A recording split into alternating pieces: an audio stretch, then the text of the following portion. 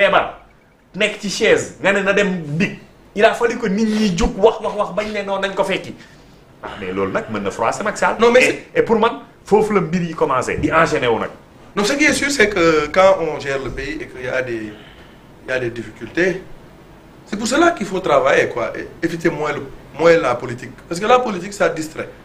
Et c'est le Sénégal, nous aimons plus. Si c'est la politique qui est à la base de tout cela. Oui, mais tu sais, mais je pense qu'on peut s'entendre sur une vérité, c'est que il y a le temps de la politique, mais il doit y avoir le temps. Nous faisons beaucoup de la politique. Ça, ce sont des principes, mais dans la réalité, ça ne se passe pas. Non, mais dans la réalité, tu sais pourquoi dans la réalité, je vais donner un argument factuel. Véridique, je pense incontestable. C'est ce que je veux avec moi. Oui, mais ce que je dis, l'argumentaire que je vais donner, je pense que personne ne peut le contester, ou ne devrait le contester. Nous sommes un pays très sous-développé. Oui. Nous devons travailler. Oui. Et moins palabrer. Mais oui, je suis c'est ça. On est tous d'accord. En tout cas, c'est mon souhait le plus. Mais ce sont les acteurs politiques qui dirigent ce pays-là. Ah, voilà. Il ne faut pas occulter ça aussi. Alors maintenant, tout. La raison pour laquelle il faut aussi du sang neuf, comme nous. Racine 109. Mais le 109, c'est une autre génération. On ne peut pas retourner en arrière. On a un président de 84, un premier ministre de 74. Maintenant, tu ñëw Macky. Comme li ma ko wax léegi di nga gis sur les réseaux sociaux bu ñëwee il faut l'arrêter Macky di mu rey suñu doom yi déjà y a l'association je sais pas l'association des victimes de Macky Sall le collectif des victimes de Macky Sall ñeneen ñi gisaguma ko mais gis naa si benn journal de la place aujourd'hui ñuy wax ne ñi ngi xaar ñëwu Macky Sall bu ñëwee dinañ ko teeru maintenant si Macky Sall vient bu fexee ba Pastef ñàkk la majorité à l'Assemblée nationale politiquement ça peut être bénéfique pour lui mais si Macky Sall ñëw Pastef am majorité ak aujourd'hui ni ñu koy juger que Macky Sall dafay ñëw pour déstabiliser ce pays là je vois même Waly Diouf Bodian qui va plus loin en disant que Sénégal léegi ngay gis un président bu rey def lu ko neex ñëwaat di nekk tête de liste alors est-ce que aujourd'hui ñëwu Macky Sall mën nañ ko envisager parce que aussi d'une manière ou d'une autre c'est très risqué quand même. Bon, dire que Macky day ñëw pour déstabiliser pour moi c'est trop dire parce que là mënuma xalaat loolu mënuma gëm loolu également. déstabilisation politique la moo tax. oui ok politique pour jaxase rang yi. c'est tout à fait normal bu ko defee aussi c'est un acteur politique comme tout le monde li ñee bëgg lay wër bu sañoon mu am majorité wala bu sañoon kenn du ko ëppale. léegi nag Macky Sall c'est un Sénégalais ancien chef d'État.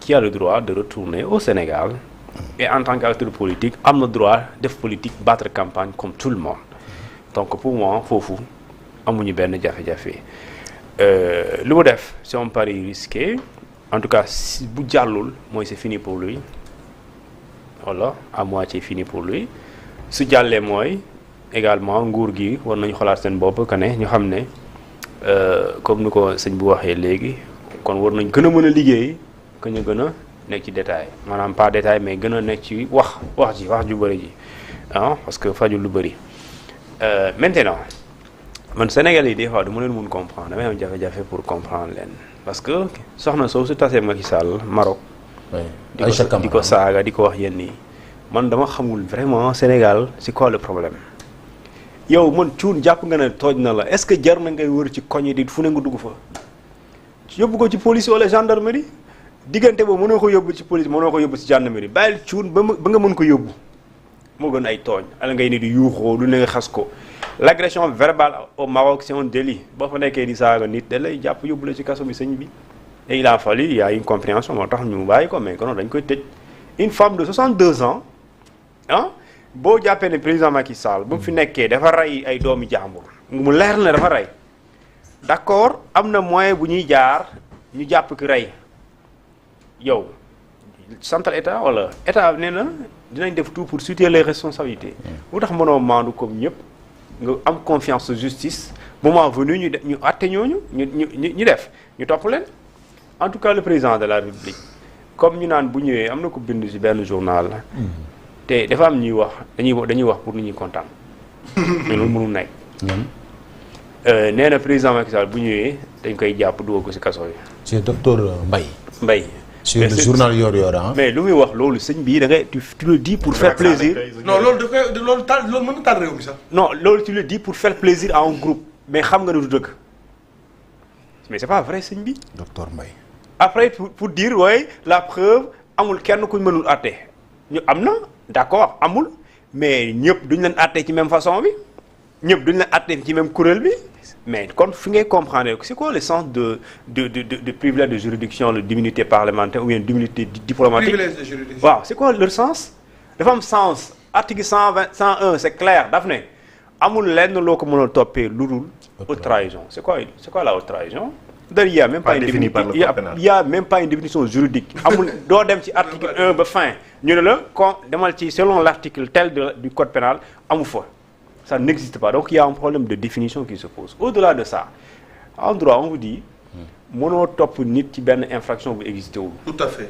Et pour que l'infraction existe il y a 3 éléments et à l'absence d'un des 3 mënul nekk l'élément matériel moral ou intentionnel et l'élément légal. L'élément légal, ça pose problème. L'élément légal, ça pose pas problème. Le texte, d'accord. Ça devait être figuré dans le code comme l'article 254. L'offense au chef de l'État. C'est l'acte qui est répréhensible. Mbaye Cissé qui est venu ici. Mais il faut faire spécialiste en droit comparé. Il fait plaisir à passer. Il est le frère à Bamba Cissé. Moi de Bamba Cissé. C'est le frère de Maître Bamba. Oui. Mais ça quand même, mais ça c'est moi il dit docteur Mbaye Cissé, Macky Sall à Dakar sera arrêté pour crime contre l'humanité. Macky Sall ne peut en aucun cas revenir au Sénégal sous peine d'être arrêté pour crime atroce perpétré durant son régime.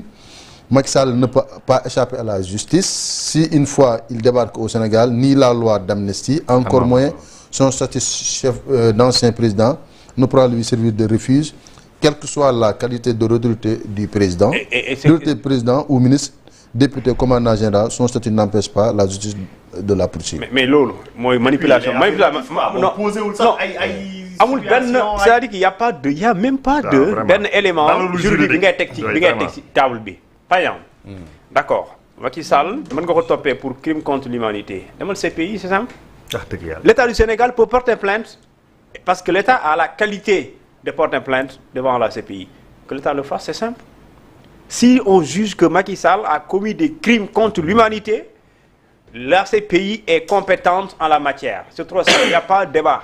Nos juridictions ne sont pas compétentes. Non, si, non, mais la CPI est compétente quand il y a des problèmes pour juger l'affaire. Voilà, au niveau national. Léegi supposons waaw mën nañu jàpp ne y a un bloc on ne peut pas le juger. Voilà, c'est ça. Léegi yow mënoo ko juger. Mais vous le jugez parce que il y a beaucoup en fait non, je pense que beaucoup parlent en oubliant même que beaucoup de faits ont été amnistiés. Amnistie pour laquelle moi j'étais foncièrement contre. Bon, il y a Assane Thiam qui pose quel procureur va donner un mandat de reconnaissance. Léegi loolu laay wax léegi parce que pour que waaw loolu existé wul. C'est-à-dire que y a beaucoup de préalables yoo xamante ni taxawu. Mais est-ce que xam ne y a des gens qui croient que Macky bu ñëwee soo mën nañu ko yàpp. loolu mënul nekk de. soo ko jàpp à moins que nga bëgg jaay doole. à moins que mën na nekk mais patate chaude bu doy waar lay non boo ko xanaa nga jàpp par exemple. la légalité quoi. non mën na par exemple non Pape Moussa par exemple daf ko doon wax lu tax biñ ne Macky Sall day ñëw ba léegi waxaatu loolu. Non, par exemple, Macky, tu peux l'arrêter, par exemple. Non, il peut être arrêté. Mais en tout cas, ce sera un précédent. Non, tu peux l'arrêter. Tu peux l'arrêter, mais pas dans le cadre, par exemple, de l'exercice de ses fonctions de président. Par exemple, il peut faire dans le bureau de côté, ok. Mais dans le cadre de l'exercice de ses fonctions en tant que président de la République. Et aujourd'hui, il y a deux choses. C'est un ancien chef d'État, c'est une tête de liste aussi. Ah, mais grave. Mais il a même une autre mission au niveau des Nations Unies. Juridiquement, légalement, il y a un problème. Moi, personnellement, maintenant, ceux qui veulent faire plaisir à passer, mais je souhaite qu'on à moins que travaille tous les trois. Ne doit pas être d'accord. Plus complexe. Mais qui Mbaye Cissé mi vraiment. Non, Mbaye Cissé mais na la wax selon l'article nangam mënu ko wax. Te l'article 101 a réglé tout le problème. 101. daf na il faut ñu am haute cour de justice et pour qu'elle soit activée il faut que les députés l'activent et ici il y a pas de députés qui peuvent le faire l'article 87 nee na bu ñu tasee assemblée bi benn député mënul dajaloo kon cour bi koy topp xanaa il faut balaa ngay topp nit kay il faut mu am ku koy topp kan moo koy topp. Non mais on va convoquer le président pour l'amener dans des petits contextes. D'accord. Alors il nous reste 10 minutes suñu dernier thème 10 minutes dañuy dugg si ñàkk a dem président Bassirou Diomaye Faye au niveau du sommet de la francophonie alors gis nañ le ministre de l'intégration africaine des affaires étrangères Yassine Fall interview bu mu def TV5 quand même nee na problème mu agenda dafay am si président mais am na ñaari raisons yu mu évoqué